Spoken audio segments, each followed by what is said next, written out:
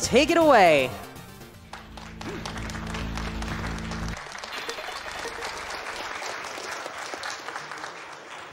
Oh shit, okay. Yeah. You wanna introduce yourselves? Oh, sure. My name is Rename. I'm Morsa. Yeah, and my name is on the stream, I think. So, yeah. Good to go? Yeah, we're good to go. Okay, cool. 3, 2, 1, go.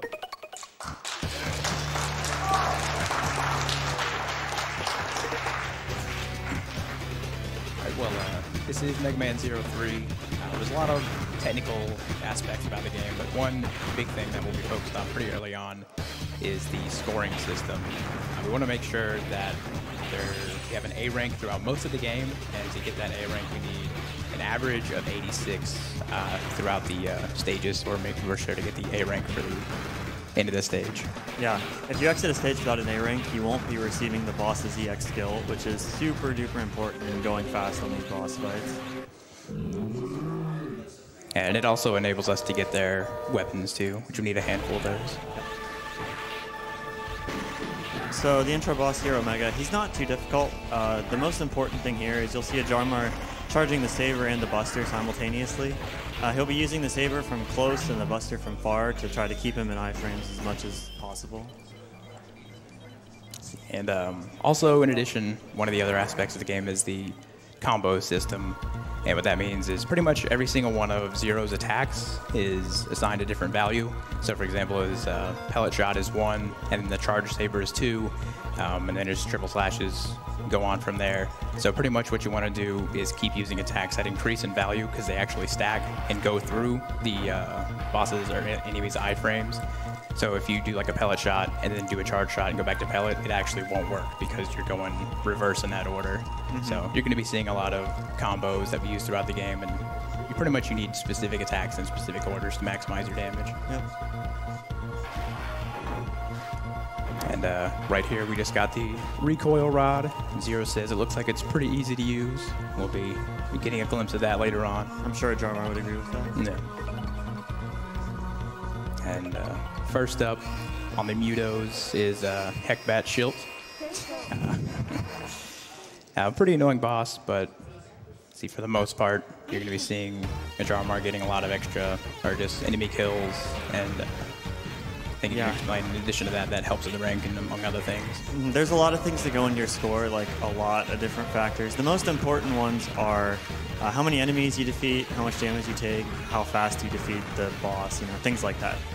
There's also some objectives in some stages, like in this stage, these turrets are objectives. Each one gives you 5 more points towards your rank. So lets you build up score a little bit early here.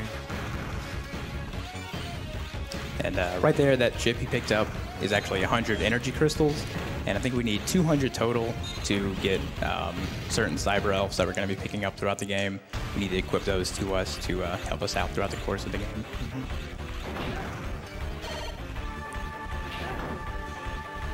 And this Beehive boss here, just wait till it opens up, hit him with a couple charge shots. Yep. There's no luck here. This boss opens up consistently on every cycle, and there's some really nice visual cues to get through it quick. Yeah. Good.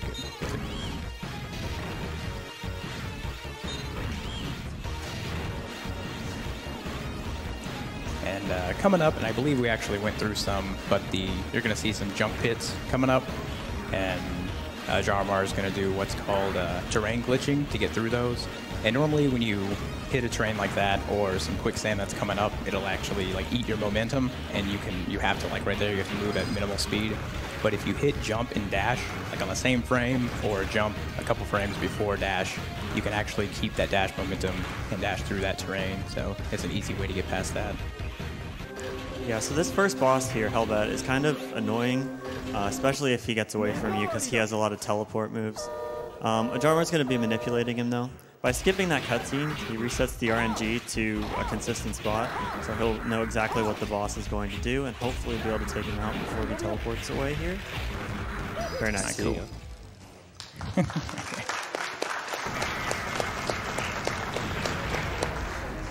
And a minor thing, at the end of every screen, or at the end of every boss, you get this screen, and you want to mash through the text, but if you mash one time too many, you're actually going to progress through that screen before clicking those discs that he did. And if he doesn't do that, you actually have to go off screen and into another room and then talk to another character, identify the disc, and then go out and then equip it. So it's a huge time loss that it's pretty easy to get because you can mash too much sometimes. Definitely.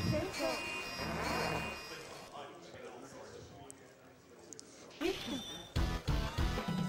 and then we got Blizzard stage coming up. And this is a good example of just how much execution plays into this game, because pretty much the first half of the stage is all on one global timer. So starting from the beginning, you pretty much want the exact same movement every time you run through, because you're going to see some lava pillars coming up here. And if you're off by even a little bit, in the middle of one of your jumps, one of these lava pillars are going to shoot up, and you're either going to run into the lava or get pushed up into those spikes and die. So you got to make sure you're very consistent every time you run through this stage. Yeah, we come to this stage second for a couple different reasons. The most important one is there's going to be a Cyber Elf here coming up that Ajarmar is going to want to grab. It's going to decrease his charge time, which is going to be really, really handy throughout the whole game pretty much. And of course, efficient menuing is a part of it too. So since he's putting on the lightning chip and he's got to switch to Pogo, you want to condense all of that into one menu. And right there, that down stab you saw him use there, that's Devil Bat's EX skill, the Saber Smash. It's really good. It does a lot of damage, and it's usually the final move in a combo because it has the highest priority. And right here, it's a little minor thing, but you're noticing he's going to be killing all of these, mostly with Buster Shots instead of Saber Smashes. Because even though the Saber Slash could be like more efficient because he's up close to it, you actually waste 4 frames every time you kill an enemy with a Saber. And it doesn't seem like much, but it adds up a lot. And I believe you got to kill 26 or 25. And you get 4 frames of hit lag every time you hit something with the Saber. So if you Saber everything, that's 100 frames you lose just due to lag in that fight. And that was Clockle that Orsa was talking about earlier. Yep. We don't want to use him right away because it'll consume him, it'll lower our score, and we'll only have him for this stage. So in the next stage, you'll see Ajarmar actually spend some E-crystals to turn him into a Satellite Elf, which makes his effect permanent, and you'll be able to see him following you around after that.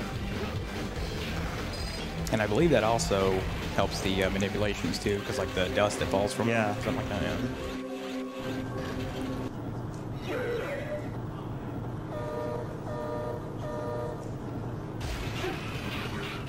We got Blizzard, very quick window to be able to get all these hits in on him, but he got it.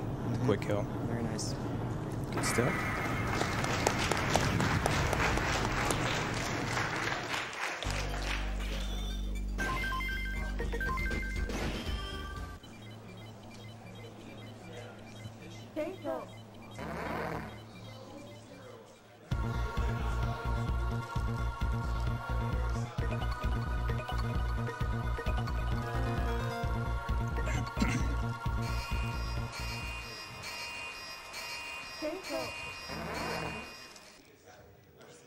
Okay, and now we have Death Tan's Mantis coming up. This is really the first good example of how annoying mid-bosses can be. Technically that Beehive thing was a mid-boss, but it's not really too bad.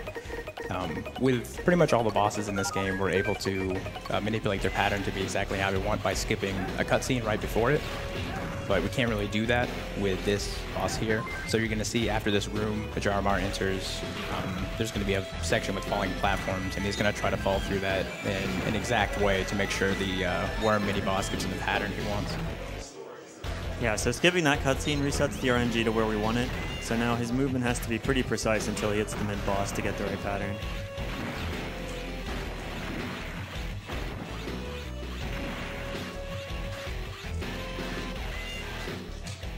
Should be good. That looks good, yeah. Yeah.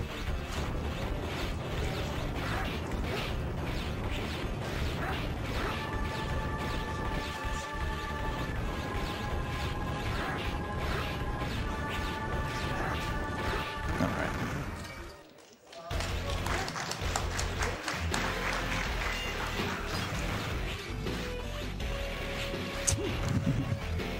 Yeah, so the first part of the stage, this is the first spot you'll really see a whole lot of recoil rod usage.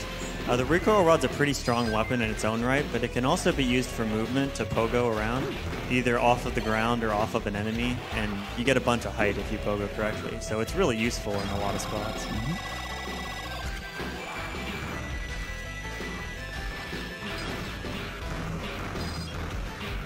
and we're coming up on Death Hands right here. And one thing you may not notice, there's going to be a section or a part where he drops down a cement block, and we're purposely going to be hitting a part of that to change his pattern, so we get the pattern we want on this guy. Yeah. Whenever he chops wood, if you let him chop 3 times, he'll do something different than if you let him chop twice. So.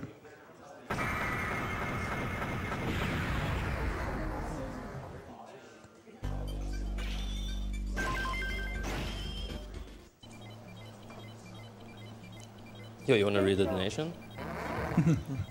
I can do that, and we have plenty. We have $25 from Aaron Jevlev. Always fun to watch the Mega Man X block, and can't wait for the Mega Man X race. Donation goes to Donator's Choice. It sure does, doesn't it?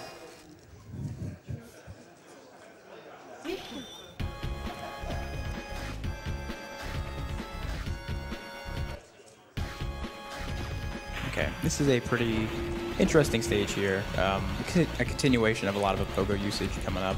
A lot of spikes. You pretty much just got to memorize the stage and where all the hazards are. You just know where they're coming to be able to avoid them. And once again, there's a mid-boss coming up here.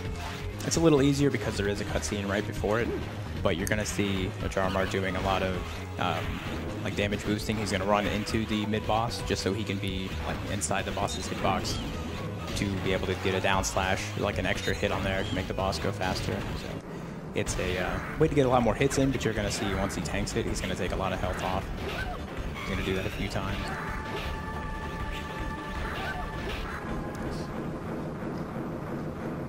Well done, well done. Very nice.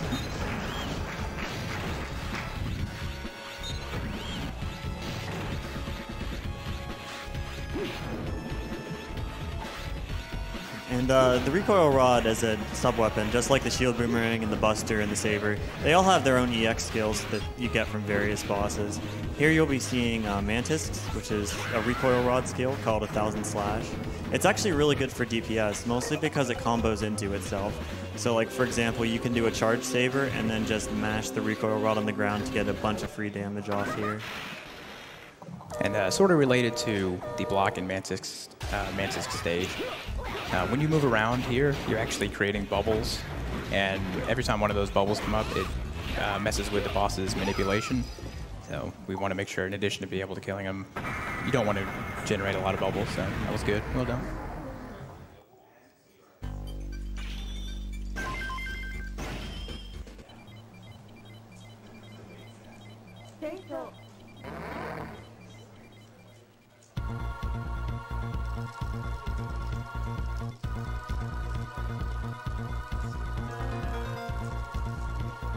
Alright, so those are the first 4 Mudos done. This game sort of has 3 sections of 4-3-4. So in between here, there's going to be a little mid-stage where we have to defeat some baby elves. This stage is pretty tough. There's a lot of high health enemies and a lot of melee pantheons here. I guess we should mention melee pantheons. Compared to the ranged ones, they have 5 HP and your air slash only does 4. But you'll be seeing a Jarmar kill them in 1 hit by doing a thing called an extended jump slash, where he slashes in the air and then continues to hold down, which deals an additional damage, so it does 5 and can one-shot them.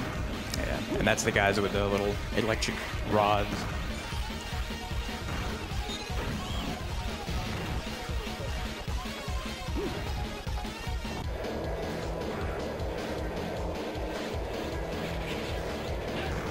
Pretty short but interesting stage, riding on top of a rocket here.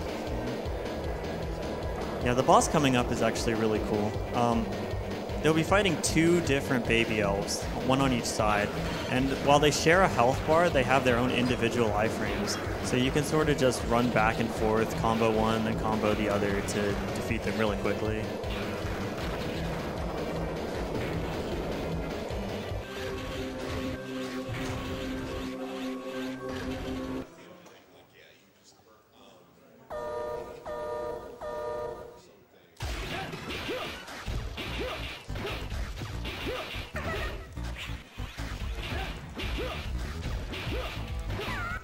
Nice.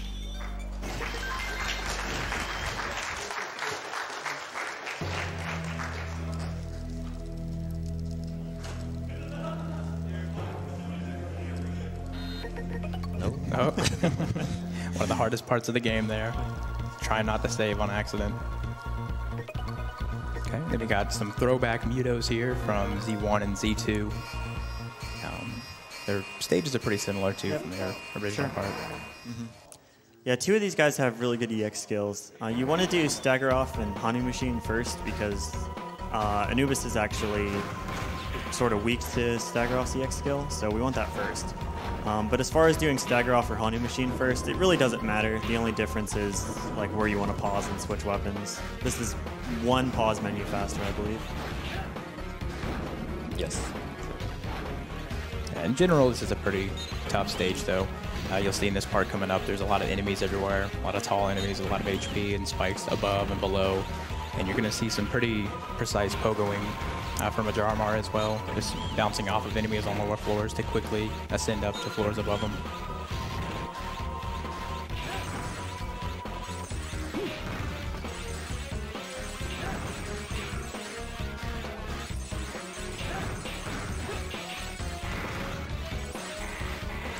Very tight window to jump over them right there.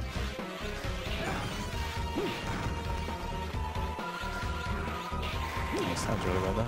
Very nice. Yeah, so this boss here is pretty annoying too. Stagger Off deals a lot of damage. You have to damage boost into him to go fast. And he does this big blizzard beam at the start, which if you get caught in it, then it starts slowing you down. So this is a scary boss. Yeah, nice. Got him though.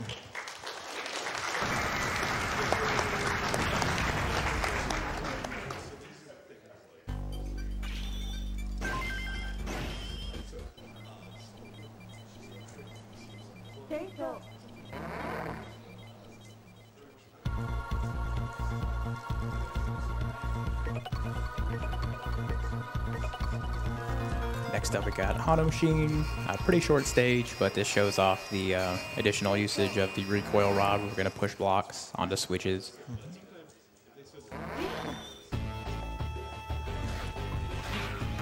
Yeah, at the start here we got some hidden platforms behind the trees. You can burn the leaves to see where they are, but if you know where they are, then there's really no reason to do that. So.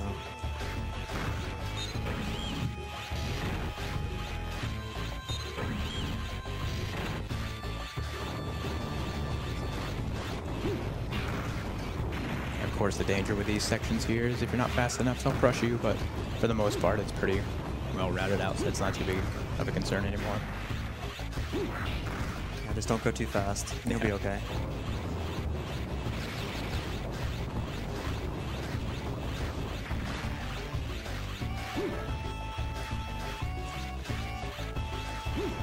And before the boss here, you'll actually see him switch to Buster and a light chip. Buster is actually pretty useful on Hanu Machine because you can sort of buffer a charge to hit him. Hanu Machine has a really annoying pattern where he likes to dash around and be invincible. So any damage you can get while he's not dashing is really good.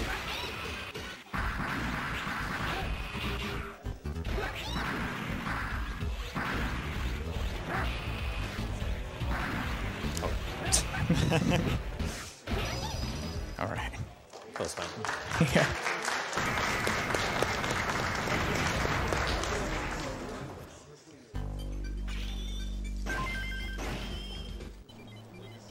Do I have time for a longer donation here? Sure. Hell yeah.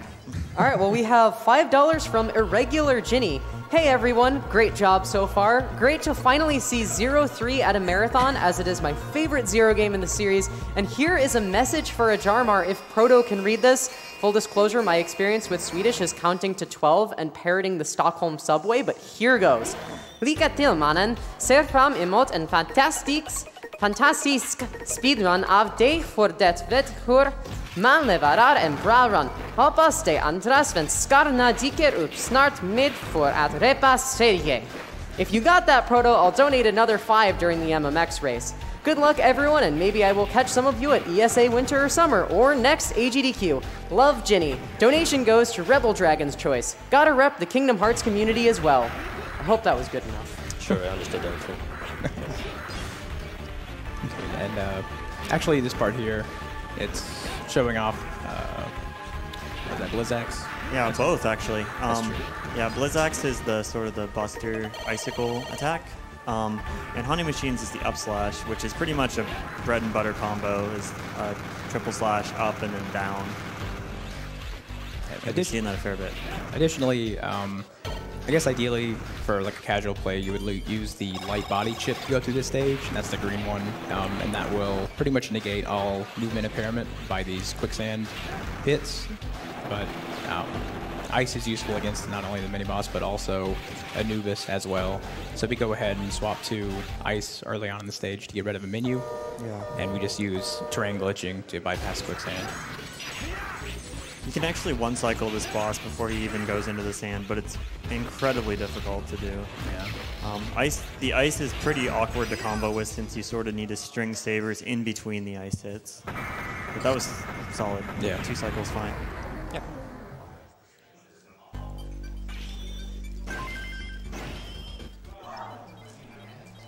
Okay, and coming up next, we have Copy X's stage, which is arguably one of the, if not the hardest stage in the game. Just typical spikes everywhere level. Lots of moving platforms and things like that to navigate, so it'll be interesting.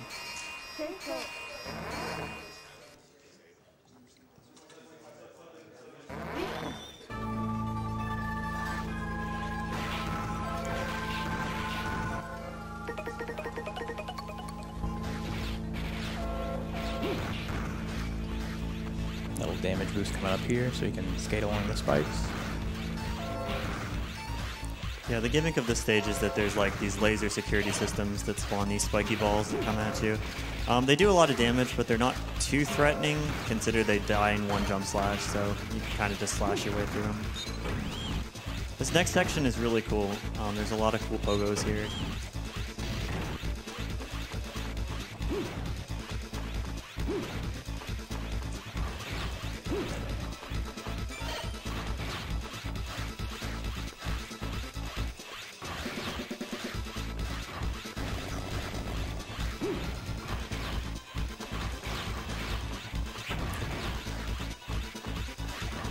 It's hard to even watch the stage. Yeah, I'm getting nervous. Jeez. All right, nice. So this boss here he has a really, really annoying attack that he will always do whenever he hits a certain health threshold, which he'll try to heal his entire health bar back. But you have a couple of frames to interrupt it, so this combo here is going to be structured around trying to interrupt his heal.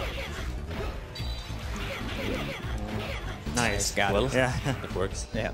It's easiest to do with the 1000 slash, but you can do it with the saber smash too. Clap. That was good. That was good. Yeah.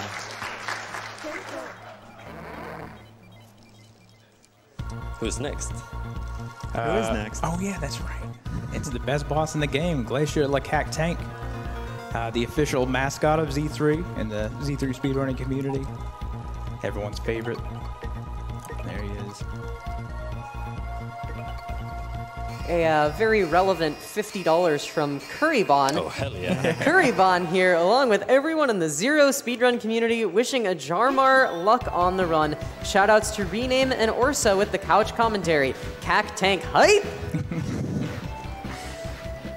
It's a pretty cool stage in general. A lot of quick movement and dashing through. And you're going to see him hitching a ride on some of these snowboards coming up. And there's an important chip coming up as well. Yeah, he's going to be grabbing a disc out of this box, which is going to give him a quick charge head chip. It does stack with Clockle in some sort of a weird way, but you'll be seeing him equip it later on, and we'll talk more about it then. Yeah. Here he goes, hitching a ride with Cactank Jr.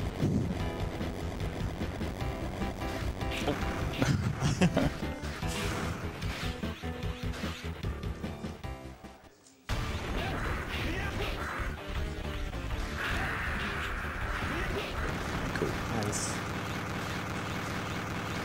Yeah, the one really nice part about this stage is that the sleds make it so that there's a lot of enemies in your way that'll die pretty quickly if you're on the front of the sled. So if your score is a little low here, you can pick up some pretty free points here. So you can get some health too, which is Yeah. nice.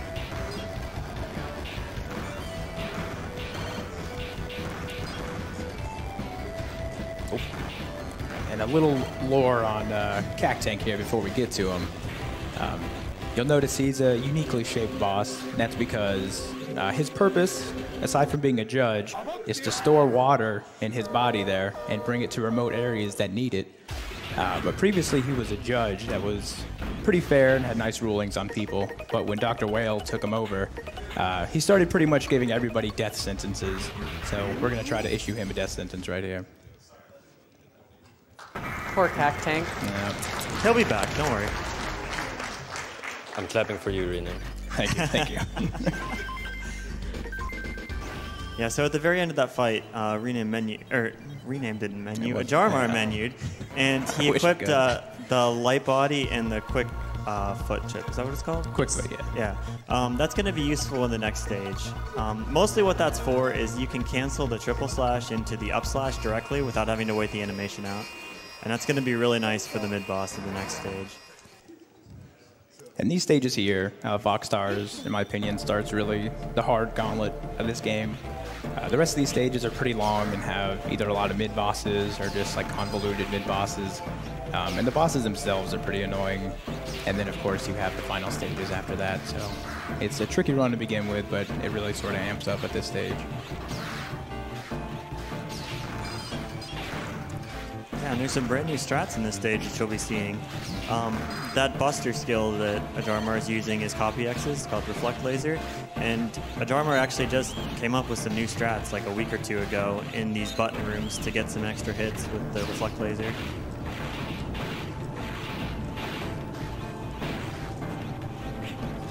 Oh, Oh, See it. There it is.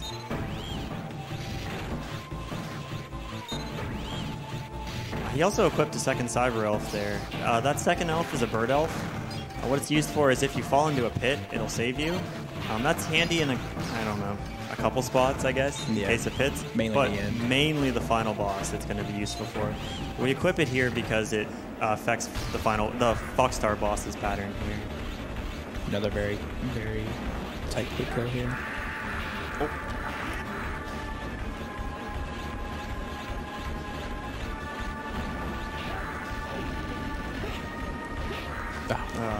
The legendary 3 cycle. Rarely seen.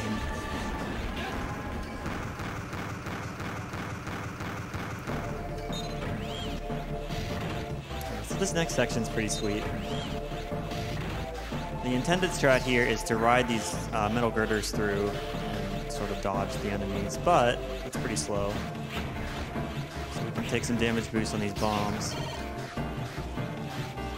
Oh, it's pretty tight. Yeah, just using the iframes to skate over them spikes.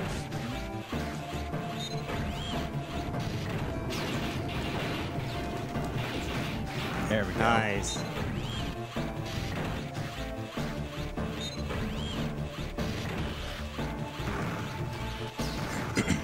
And then not much of the stage left, but you're going to see on this next vertical section that other abuse of iframes to just scale up a spiked wall. Save some time there too.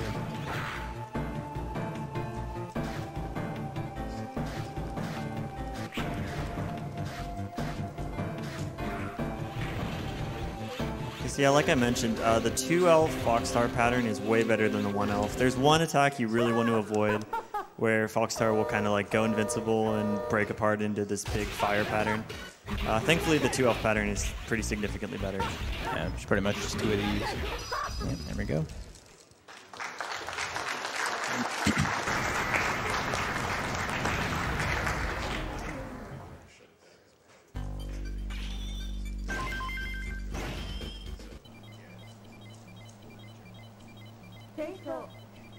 And then we got Calvarian coming up next. Another very long stage.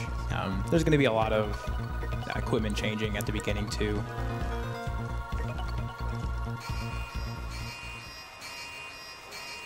Yeah, so at the start here, you're going to see him. He's going to equip the Quick Charge headpiece, which will only stack with Clockle if you're on neutral body. So he's going to switch to that as well.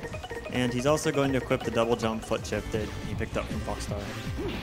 And that saves, oh my gosh, so much time throughout the run. You'll see him use it pretty much everywhere.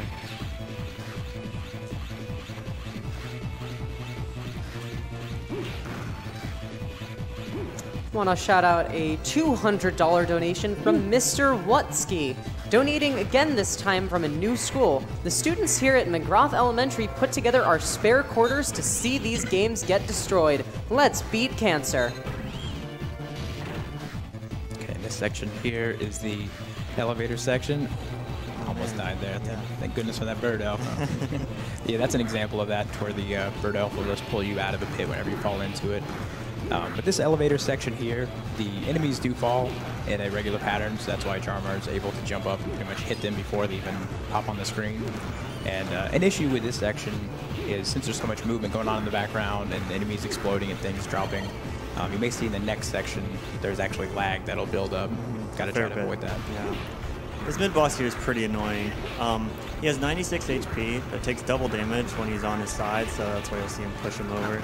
But he really can't be manipulated, so you kind of just have to take whatever he gives you. One more quick elevator section here. A lot more enemies though. Yeah, here comes the lag. Yeah.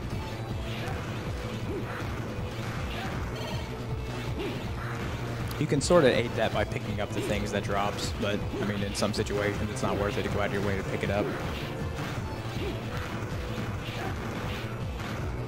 That's okay. Yeah.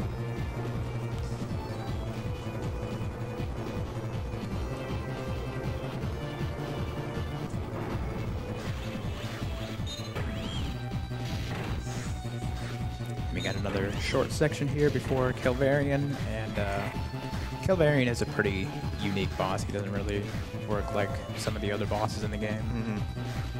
Yeah, he's made up of 3 dogs, so he has 3 health bars, and 1 for each dog. And he also is very big and has a very small hitbox. It's pretty much just his head. So you'll see a Jarmar be taking a lot of damage boost here to get inside him and get access to his head. It's pretty much just a slugfest. You want to be close to him taking damage and just try to deal more damage to him like he did. Good stuff.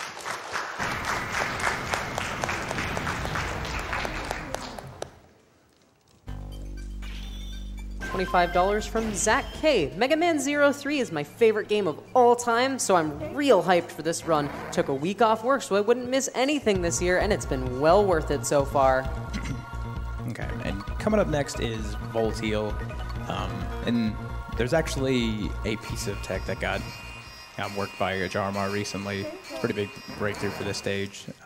And I may mess it up, so if I'm saying something wrong, be sure to interrupt me here. But see, the stage itself is pretty standard. It's going to try to go through it as fast as possible. But there's a section coming up to where there's 8 randomized doors that there's 4 of them that you want to go into.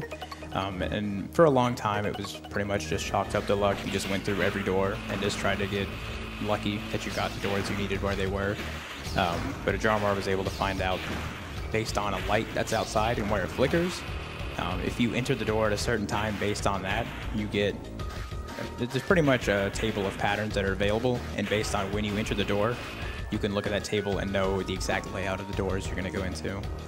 Yeah, so he stopped there for a second and looked at the light. He's trying to hit a very specific frame whenever he hits that door, because on specific frames, that's when the game decides where the doors are going to be. So if you hit the same frame every time, the door layout will be the same every time. And if you go to this stage, ideally, you're pretty much always going to get the same layout, but since that's not always the case, pretty much after checking the first 2 doors, if a Jarmar isn't already aware of which pattern he's going to get, he's pretty sure what he's going to get after checking the first 2 doors.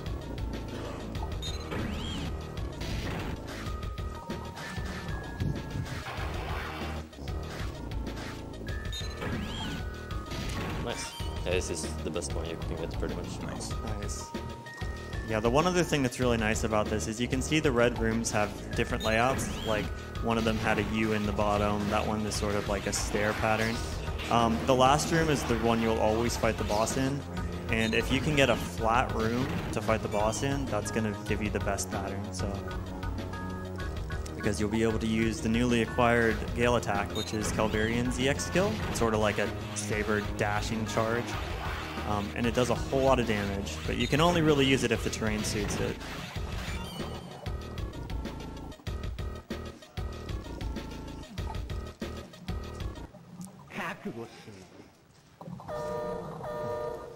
So here you'll see it. The reason it's so good is because it combos into itself, just like 1000 Slash does, but each hit does 6 damage, so that's 18 total damage, which is a whole lot.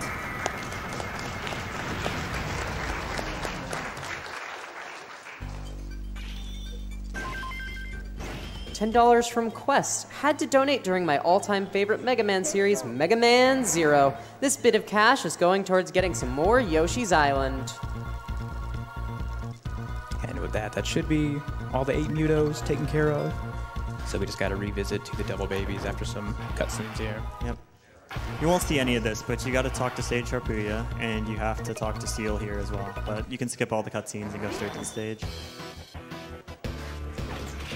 Another pretty short stage, but once again, it's riddled with spikes. So you'll see Ajarmar just sort of floating through this whole section here, avoiding all the spikes as if it's no big deal. There's a lot of zigzag rooms here, so you'll really be able to see just how strong Reflect Laser is if you know where it's going to go.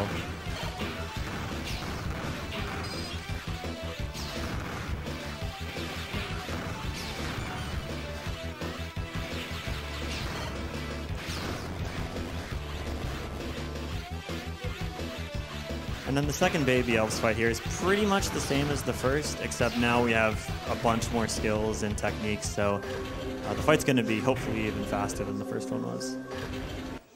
Yeah, same rules apply. Same health bar, but different iframes, so just pile on the damage in each one.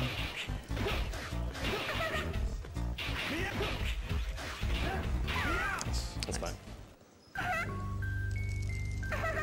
And for some reason, this is the only cutscene we can't skip. It's supposed to be a very touching scene, I guess. But It really doesn't come across that way. yeah.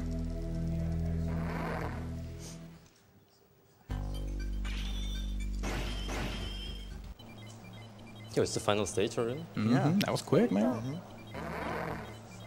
So in typical fashion, we got refights coming up, and they are scattered throughout a main stage, which is also very annoying. Once again, a lot of spikes going on this stage, but it's a pretty short walk to the first set of refights.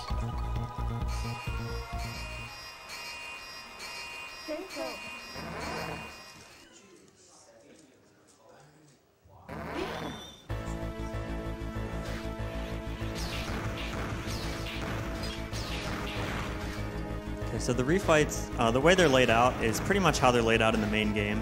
There's 2 sets of 4 teleporters with some sort of stage platforming in between. The first 4 are the first 4 we fought, which would be Hellbat, Childray, Mantis, and Flizzard. And all of these guys are Gale attackable because the terrain allows for it.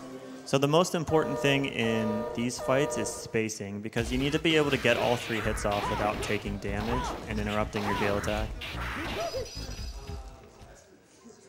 Yeah, it's pretty much just the same bosses, but since we have so many more techniques and weapons, most of them are going to be going a lot faster. Yeah, you'll also see him start with a Reflect Laser on most of these bosses. It's really easy to carry a charge into the refights just by holding the button, and that makes it so that you need only 1 less Gale attack hit, so there's a little bit more leniency then.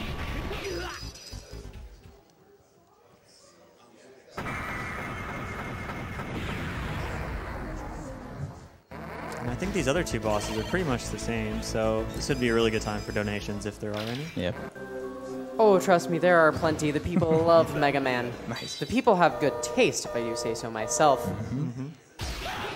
Have a $50 donation from Ongaku Overdrive. I always love watching Mega Man block for GDQ. Let's bust some cancer. And DJ Squarewave donates $150. Had to donate while my buddy Rename was on the couch. Best of luck to all the runners. Thank you. See, this is the last refight here, and I brought up before that you want to avoid the bubbles in his original fight, but this one actually, you noticed him walk a little bit beforehand, but that's because the bubbles are actually factored in to the manipulation on this one. Yep, since bubbles advance RNG, you want a very specific amount of them, which you can get just by walking forward a little bit. Yeah, and I messed it up a little bit, but Close enough. We didn't notice, it's good. Yeah. And this section here is very annoying because in addition to spikes and these enemies all over, there is icy terrain, so he's going to need a terrain glitch a lot to get past it.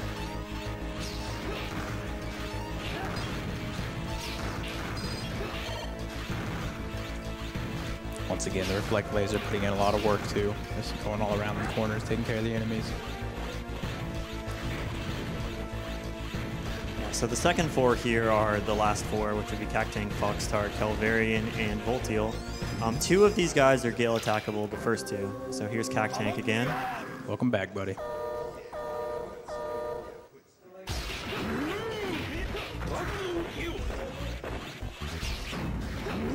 Nope. A little remorse setting again. Can't believe he's dead.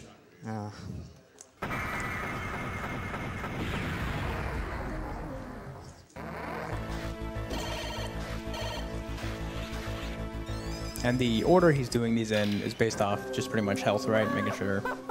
Yeah. The only thing that really matters is that you're doing Voltiel last, because since Voltiel's terrain is forced to be sort of uneven, you can't really Gale attack him at all. So you need to switch to Ice.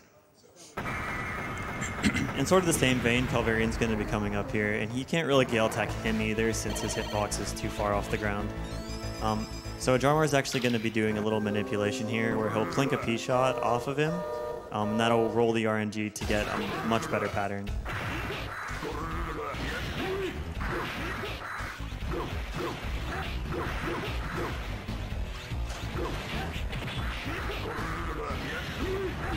Cool. And just got Voltiel coming up. Voltiel and then Omega. Yep.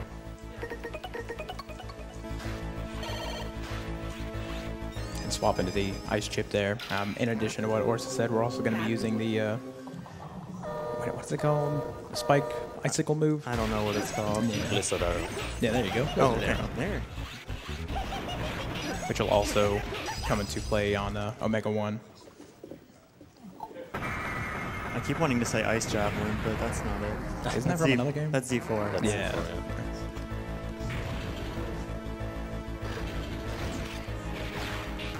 Just another quick section here with some blind falls into spikes. And then we got the last couple bosses coming up.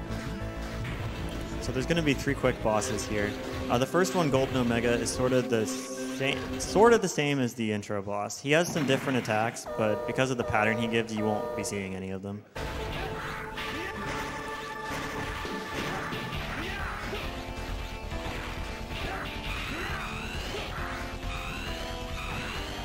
And then the next one, the second form, is where the Bird Elf's going to come in handy. You see there's this pit beside him, so if we were to try to Saber Smash him, we just fall in the pit. That's where the Bird Elf's going to come in handy. It lets us just go up, down, and then in the pit, and then repeat. And there was also that pellet shot I think you mentioned before at the beginning to make sure you Manipulates a better pattern. Yeah. And then after this is a really tough boss, so. Yeah, time is coming up, though, as soon as this guy's health hits 0. As soon as this guy's health hits 0. Nice. Oh, nice. Yeah, this is a very scary boss, though. Yeah. I think he can kill you in like a combo of 2 hits. Yeah, he can actually combo you. Yeah. Like that. Time. Ooh.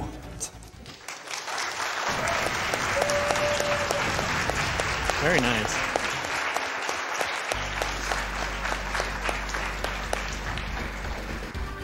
Yeah, it was good. Yeah. Good stuff, man. Yeah. Time actually ends there, but Omega is somehow still alive. I'm gonna finish him up for the fans. And I also have a few shoutouts I want to give, so I'm bringing up my notes here. First of all, to Kurban and Will for helping me out a lot when I first learned this game. And also to Rename and Orsa for commentating my run. As well as everyone else who runs D3, including QTT6, FS Lynx, BXP, Reforgot, Darko, Ova, Trogdor, Maple, Stricer, Mr. Cab, Vinicius, and Pachi, and the rest of the Zero community. And a special shout out to Tonic for organizing the Triple M event last year, which gave a lot of attention to this series. And lastly, also to all of my speed friends, including those from RTS, the Collective, the Classic Mega Man community, the Sweden community, the Mystery community, as well as the Worm Boys. Okay.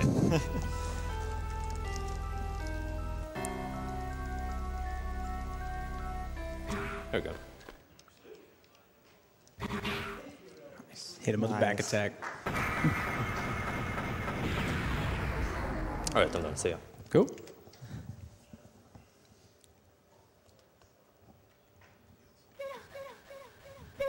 You can cut away. Yeah. Yeah, sure. Mm-hmm.